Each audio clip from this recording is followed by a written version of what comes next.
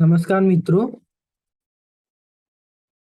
हम देख रहे हैं India Samanta weather update and forecast. इस वीडियो में मैं बात करूंगा 24 अक्टूबर 2022 के मौसम की।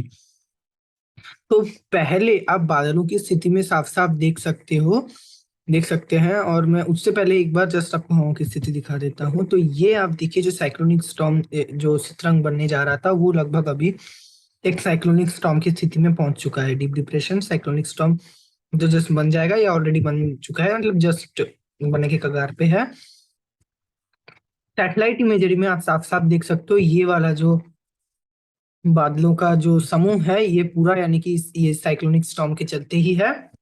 और इसका जो आउटर यानी कि ये तो घना बादल तो है ही है यहाँ पर, और इसका जो आउटर पेरिफेरियल जो क्लाउड बोलते हैं, जो एकदम बाहर तक फैले रहती है, हालांकि ज्यादातर ये हाई क्लाउड से होते हैं। तो ये जो बादल है वो यानी कि बिहार और आंतरिक उड़ीसा, झारखंड, यहाँ तक कि पूर्वी छत्तीसगढ़ तक, जो आउटर पेरिफेरियल क्लाउड जो छत्तीसगढ़ के इलाकों तक कुछ देखे जा रहे हैं। पर ये जो छत्तीसगढ़ और बिहार के जो इलाकों में ये जो बादल है, ये बारिश वारिश कुछ नहीं देंगे, और ये बादल ऐसा नहीं है कि कंटिन्यू छाए रहेंगे, आते जाते रहेंगे। और यहाँ पर जो है बिहार छत्तीसगढ़ वगैरह में भी अभी धीरे धीरे कुछ यानी कि हवाएं उत्तर पूर्वी दिशा से तो ऐसे चल रही है, पर जैसे उत्तर पूर्वी दिशा की हवाएं भी हल्की फुल्की नमी लेकर पहुंच जा रही है। तो ये यानी कि पेरिफेरल क्लाउड्स इसलिए यहाँ तक है। शेष जो पश्चिमी छत्तीसगढ़ यानी कि रायपुर के पश्चिमी रायपुर तक थोड़ा थोड़ा बादल है कि जस्ट टच कर रहा है इसका आउटर पेरिफेरल क्लाउड। हालांकि रायपुर में आज आसमान लगभग साफ ही बना हुआ है, पर इसके पूर्व में तो और भी साफ है, यानी कि एकदम ऊपर तक, जैसे राजनांदगांव हो गया वगैरह इन इलाकों में। और यहाँ पूरा महाराष्ट्र लगभग शुष्क या साफ है। दक्षिण भारत के भी कई इलाके साफ है। उत्तर पश्चिमी हवाएं कई इलाकों में, क्योंकि ड्राई विंड्स चल रही है, राजस्थान, मध्य प्रदेश, उत्तर प्रदेश, जो पश्चिमी बिहार है, और दिल्ली, हरियाणा, राजस्थान, सारे इलाके और साफ बने हुए हैं। पहाड़ों में कुछ बादल है, वेस्टर्लीज की चल रही है, पर पहले से साफ है। तो अब मैं आपको पहले एक बार जस्ट साइक्लोन का ट्रैक अभी दिखा देता हूँ। तो अभी जो है ट्रैक थोड़ा सा एडिट हुआ है। पहले क्या था कि ये उड़ीसा को टच करता हुआ, यानी कि ऐसे जा रहा था, उड़ीसा से होता हुआ फिर ये पश्चिम बंगाल में, यानी कि ऐसा टच करके फिर एकदम रिकर्व करके यहाँ पश्चिम बंगाल में। अभी लग रहा है कि उड़ीसा को ये बिल्कुल भी टच, जो डायरेक्ट इम्पैक्ट है वो उड़ीसा में डालेगा ही नहीं। अब देखिए, जो मेन साइक्लोन का जो आई है, वो बिल्कुल भी इसके पास ही नहीं जाएगा। जो ग्रीन बॉर्डर लाइन जो पहले उड़ीसा के ऊपर इन इलाकों में था, वो अभी नहीं है। यानी कि यहाँ पर ये जो ग्रीन कलर आप देखे होंगे मेरे पिछले वीडियो में, वो अभी नहीं है। ट्रैक बहुत मतलब थोड़ा चेंज हुआ है। और ये अभी लग रहा है कि पश्चिम बंगाल में भी डायरेक्ट लैंडफॉल ना करता हुआ ये और भी पूर्व में सरक कर बांग्लादेश और म्यांमार, जो इनकी पूर्वोत्तर राज्यों के जो यानी कि बांग्लादेश कोस्ट में ये डायरेक्ट इम्पैक्ट डालेगा, फिर पूर्वोत्तर की तरफ बढ़ जाएगा। तो उड़ीसा में इसका ना के बराबर काफी कम इफेक्ट रहेगा, बारिश होगी, और पहले जितना मूसलाधार बारिश लग रही थी एकदम ऐसा नहीं होगा, काफी कम इफेक्ट रहेगा। पश्चिम बंगाल में भी पहले से यानी कि असर काफी इसका कम हो जाएगा। तो ये जो आप देखिए यहाँ पर, ये जो ब्लैक लाइन आप देख पा रहे हैं, यहाँ तक इसका कुछ ना कुछ यानी कि कुछ हवाएं तेज हो सकती है, जो ब्लैक लाइन के इलाकों तक, और इसका इफेक्ट कुछ दिखेगा। शेष और भी ब्लैक लाइन के भी अगर हम यहाँ तक भी जाए, जैसे इन इलाकों तक भी इसका कुछ कुछ असर दिख सकता है, पर मेन असर ब्लैक लाइन तक ही दिखेगा। और जो ग्रीन है यहाँ सबसे ज्यादा दिखेगा, जो ग्रीनिश एरिया, यानी कि पूरा पीक असर इस साइक्लोन का इस इलाके में, जो कि बांग्लादेश का ही इलाका है, भारत का कोई इलाका नहीं है। और ब्लू एरिया यहाँ पर जो है ठीक ठाक असर, यानी कि कुछ इसका लगभग डायरेक्ट इम्पैक्ट इन इलाकों में दिखेगा। और पश्चिम बंगाल के कुछ सुंदरबन के एरियाज भी इसमें इंक्लूडेड है, तो इन इलाकों में बहुत अच्छी है, यानी कि थोड़ा डैमेज विंड वगैरह से। और यहाँ पर आप रडार भी आईएमडी का देख सकते हो। इसमें आप साथ साथ जो येलो जो सर्कल है, यहाँ पर ये सिस्टम का आई है, और पूरे बादल, आप घने बादल रडार में देख सकते हो। यहाँ पर बंगाल की खाड़ी से लेकर के पूर्वोत्तर पश्चिम बंगाल और उड़ीसा के ऊपर छाए हुए हैं, और बिहार झारखंड तक पहुंच रहे हैं। छत्तीसगढ़ छत्तीसगढ़ को जस्ट टच करे, छत्तीसगढ़ में पहुंच नहीं रहे हैं ये बादल, छत्तीसगढ़ साफ बना। हाँ, तो ये हुआ, और ये फिलहाल एक साइक्लोनिक स्टॉर्म की स्थिति में पहुंच चुका है। और ये कल नहीं नहीं सॉरी, ये मतलब आज 12 जैसे रात को, या फिर मतलब कल सुबह होते होते ये जैसे कि आज देर रात अगर बोले हम लोग रात के हिसाब से देखें या तो हिंदू टाइम के हिसाब से देखें तो रात को बन जाएगा। और अगर हम लोग जैसे अगर 12 बजे डेट चेंज करते हैं तो उसके हिसाब से देखें तो कल यानी कि 12 बजे एकदम सुबह सुबह या देर रात को ये एक सीवियर साइक्लोनिक स्टॉर्म बन सकता है।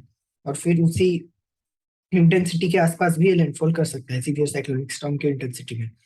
तो ये हुई पूरी साइक्लोन की जानकारी मैंने आपको दे दी। अभी जो फिलहाल इसका ट्रैक किया हुआ है ECMWF वेदर मॉडल में आप देखिए इसका लैंडफॉल ये भी यानी कि यही दिखा रहा है अभी कि पश्चिम बंगाल बांग्लादेश तट पे यानी कि इसका मतलब मेनली बांग्लादेश तट की तरफ ही इसका आई लैंडफॉल करेगा। तो बांग्लादेश के ऊपर GFS मॉडल का भी आप प्रोजेक्शन देखिए तो ये भी बांग्लादेश के ऊपर ही दिखा रहा है। जो मौसम विभाग का जो ट्रैक है लगभग उसी को फॉलो कर रहा है। तो यानी कि अभी ये तो कंफर्म हो चुका है लगभग कि उड़ीसा के ऊपर तो इसका कोई भी लैंडफॉल अभी नहीं होगा। मेन लैंडफॉल इसका और भी पूर्व में ये सरक चुका है। पर जो लग रहा था सुपर साइक्लोन वेरी सीवियर, ऐसा कुछ भी नहीं होगा। मैक्स टू मैक्स ये वही सीवियर साइक्लोनिक स्टॉर्म के कैटेगरी तक पहुंचेगा। तो अभी क्षेत्र वाइज बात करते हैं। तो शुरुआत में साइक्लोनिक स्टॉर्म के एरिया के साथ ही करता हूँ।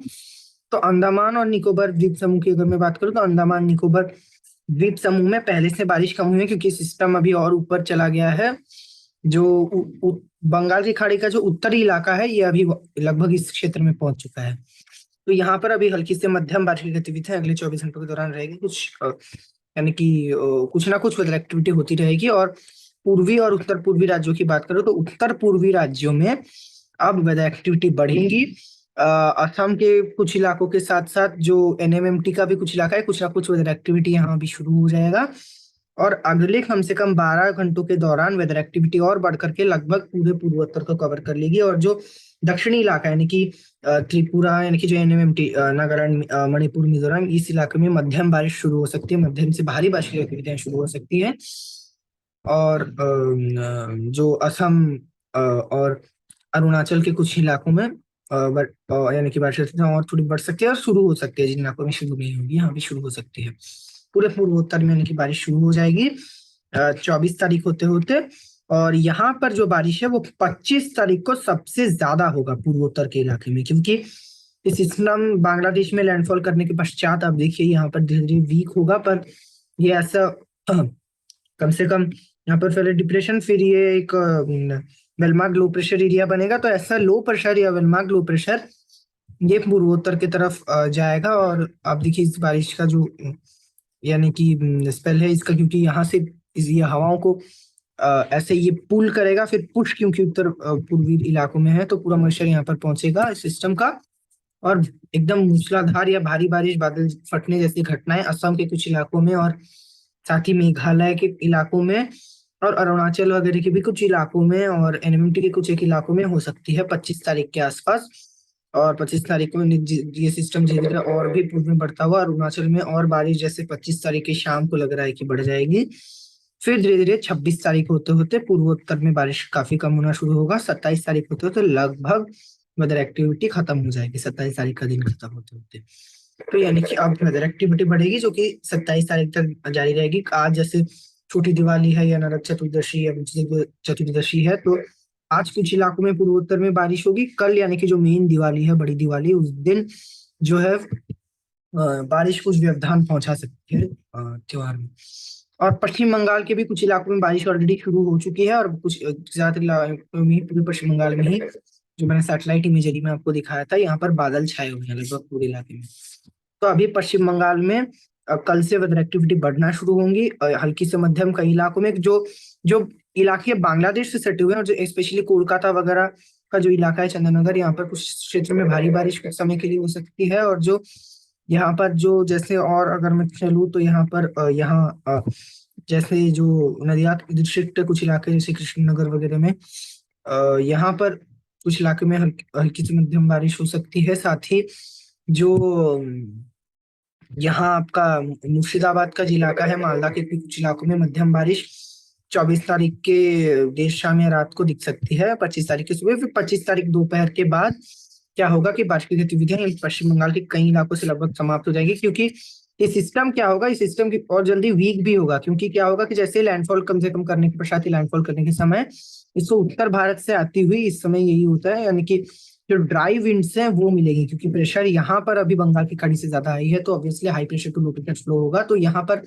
ड्राई विंड्स आ जाएंगी, तो इसलिए सिस्टम को इस तरफ पानी भी नहीं दे रही है, इस तरफ इससे पूरा रिकव कर गया है ये ड्राई विंड्स, और भी जल्दी वीक करा सकते हैं। और पश्चिम बंगाल से, क्योंकि क्या होगा, पश्चिम बंगाल में शुष्क हवाएं पहुंच जाएंगी, आप देख सकते हो 24 तारीख को हवाएं सिस्टम यहाँ से भी अट्रैक्ट करेगा, तो ये हवाएं जो शुष्क हवाएं जैसे ही पहुंचेगी सिस्टम आगे निकल जाएगा, तो पश्चिम बंगाल के लगभग यानी कि पूरे इलाके में वेदर एक्टिविटी समाप्त हो जाएगी। पूरे पश्चिम बंगाल में ही हम वेदर एक्टिविटी से कल इनकार नहीं कर सकते, पूरे पश्चिम बंगाल में ही हल्की फुल्की कहीं कहीं भी बारिश हो सकती है, क्योंकि मॉइस्चर यहाँ पर पहुंचेगा पश्चिम बंगाल में, कम से कम इस प्रकार घूमती हुई ये जो हवाएं हैं ये पहुंचेंगी, उत्तर भारत से कुछ मिक्सिंग भी हो सकती है हवाओं की, शुष्क हवाओं की, तो हल्की बारिश कहीं भी हो सकती है, पर अधिक वेदर एक्टिविटी केवल जो बांग्लादेश से सटे हुए इलाके हैं यहीं पर होगी, और हो सकता है कि कुछ इलाकों में वेदर एक्टिविटी बिल्कुल भी ना हो, कोई व्यवधान भी ना पड़े, जो फेस्टिवल है उसमें, त्योहार है उसमें, पर इनकार भी पूरा नहीं कर सकते। उड़ीसा में भी अभी जो तटीय इलाके हैं यहाँ पर, जैसे सिस्टम अभी जो उड़ीसा के समानांतर कम से कम आज देर रात या कल एकदम सुबह सुबह पहुंच जाएगा उड़ीसा के समानांतर, तो तटीय इलाके में कहीं कहीं पर हल्की बारिश, पारादीप और पुरी यहाँ पर और भुवनेश्वर कटक तक संभावना है इसकी, पर जैसे कल रात होते तो उड़ीसा से दूर भी चला जाएगा, और लगभग उड़ीसा कल रात के बाद शुष्क होने की संभावना है, पर उड़ीसा में भी कहीं भी वेदर एक्टिविटी हो सकती है, स्पेशली जो तटीय उड़ीसा है यहाँ पर, क्योंकि कुछ मॉइस्चर पहुंच सकता है, पर इसकी भी संभावना है कि कम है, पश्चिम बंगाल के आंतरिक इलाकों जैसा ही यहाँ पर जो है संभावना है बारिश की काफी कम है, और कम से कम 26 तारीख होते होते तो 25-26 तारीख के बाद पूरा पश्चिम बंगाल शुष्क हो जाएगा। तो ये हुई यहाँ की बात। और अभी और इलाकों की अगर मैं बात करूं, अभी चलते हैं कि बिहार और झारखंड की बात करें, तो बिहार और झारखंड में, झारखंड के केवल कुछ पूर्वी इलाकों में जब ये पश्चिम बंगाल में बारिश होगी 24 तारीख को, तो कुछ इलाकों में झारखंड में भी हवाओं का मिक्सिंग होगा, बंगाल की खाड़ी की तरफ से हवाएं इस प्रकार आएंगी और उत्तर भारत से हवाएं इस प्रकार उत्तर प्रदेश की तरफ से आएंगी, उत्तर प्रदेश बिहार की तरफ से, तो झारखंड के कुछ इलाकों में धनबाद, रांची, जमशेदपुर हल्की बारिश हो सकती है, बिहार के भी पूर्वी इलाकों में जो पटना तक बारिश, पटना गया तक बारिश हल्की हो सकती है, एक ट्रफ रेखा हो सकता है कि विकसित हो जाए सिस्टम से, यहाँ पूर्वी उत्तर प्रदेश तक विकसित हो सकती है, तो बिहार के कुछ इलाकों में इसलिए बारिश की संभावना बनी हुई है, पर उतनी ज्यादा वेदर एक्टिविटी नहीं होगी, पर कुछ असर दिख सकता है, पर क्या होगा कि 24-25 तारीख से लग रहा है उत्तर पश्चिमी हवाएं और भी हावी हो सकती है, तेज हो सकती है, पश्चिम बंगाल तक इस प्रकार ये पहुंचेंगी हवाएं, तो कम से कम 25 तारीख होते होते बिहार पूरा शुष्क हो जाएगा, यानी कि अधिक व्यवधान यहाँ नहीं रहेगा। और अभी अगर हम चले ये जो उत्तर भारत की तरफ, तो उत्तर भारत में इस सिस्टम का तो लगभग ना के बराबर असर रहेगा, उत्तर भारत में पश्चिमी विक्षोभ आगे चला गया है, उत्तर पश्चिमी हवाएं लगातार कल चलेंगी, दिवाली के टाइम में उतना व्यवधान नहीं रहेगा, और दिल्ली में जो प्रदूषण है दिवाली के समय यानी कि अन्य सालों के मुकाबले कुछ कम रह सकता है, एक एक तो यानी कि क्योंकि दिवाली थोड़ी जल्दी पड़ी है, पराली वगैरह का धुआं भी इतना नहीं है, और दूसरे कंडीशंस भी हैं, और साथ ही और एक कंडीशन है कि उत्तर पश्चिमी हवाएं थोड़ी तेज, यानी कि उतनी भी तेज नहीं, पर आप देखिए कम से कम दिल्ली के ऊपर 12-13 किलोमीटर तक हवाएं चलेंगी, गस्टिंग में 25 तक जा सकती है, तो क्योंकि सिस्टम क्या है कि हवाओं को और भी खींचेगा, ये भी एक यानी कि फायदा है कि सिस्टम की high pressure to low pressure, और लो प्रेशर जितना इंटेंस रहेगा ये और इजी से हवाओं को खींचेगा, तो ये भी कुछ तेज हवाओं को तेज करने में इसका कुछ जो है रोल है, यानी कि भूमिका, यानी कि तो मौसम हालांकि पूर्णतः शुष्क बना रहेगा उत्तर भारत के सारे इलाकों में, कहीं भी कोई भी व्यवधान कल दीपावली के दिन नहीं रहेगा मौसम के लिहाज से, तो ये हुई। और दिन कुछ इलाकों में हल्का गर्म बना रहेगा, और रातें ठंडी हो सकती है, जैसे पिछला यानी कि जैसे पिछले वीडियो में बताया था वही मौसम रहेगा मैंने, तो हालांकि पश्चिमी राजस्थान में गर्मी थोड़ी अधिक रह सकती है, 35 के ऊपर तापमान रह सकते हैं, तो ये उत्तर भारत की बात हुई। और हाँ, हालांकि जो है और एक चीज मुझे बतानी थी कि जो पूर्वी उत्तर प्रदेश है कोई, और अगर ट्रफ रेखा फॉर्म होती है 24 तारीख को सिस्टम से इस प्रकार लेकर पूर्वी उत्तर प्रदेश तक, तो कुछ इलाकों में बादल आ सकते हैं, जो गोरखपुर अयोध्या तक बलरामपुर तक बादल कुछ पहुंच सकते हैं। बारिश की संभावना लगभग ना के बराबर है। वर्स्ट केस में बूंदाबांदी एक आध गिरने से गिरेंगी, पर इसकी संभावना बहुत ही ज्यादा कम है क्योंकि उत्तर पश्चिमी हवाएं एक तो चलेंगी और ये ट्रफ रेखा बनने की प्रोबेबिलिटी भी कम है और बनने से भी वीक ही बनेगी। तो ये इस इलाके की बात हुई। अभी मध्य भारत की बात करता हूँ तो मध्य भारत में छत्तीसगढ़ की और पूर्वी मध्य प्रदेश की बात करूँ तो यहाँ पर अभी क्या है कि उत्तर पश्चिमी हवाएं तो चल रही है, इस प्रकार तो हवाएं तो आ रही है उत्तर पश्चिमी दिशा से, जो इस प्रकार निकलती हुई उत्तरी हवाएं तो पहुंच रही है, पर यहाँ पर जो उत्तरी हवाओं के साथ कुछ हो सकता है कि बंगाल की खाड़ी की तरफ से हवाएं इस प्रकार पहुंच जाए छत्तीसगढ़ और उधर के कुछ इलाकों में यहाँ पर पहुंच सकती है, और इसकी प्रोबेबिलिटी काफी ज्यादा यानी कि कम है। मोस्ट प्रोबेबली यहाँ राजस्थान के वगैरह से राजस्थान और मध्य प्रदेश की तरफ से, जो पश्चिमी मध्य प्रदेश की तरफ से कुछ हवाएं ही चलने की संभावना है।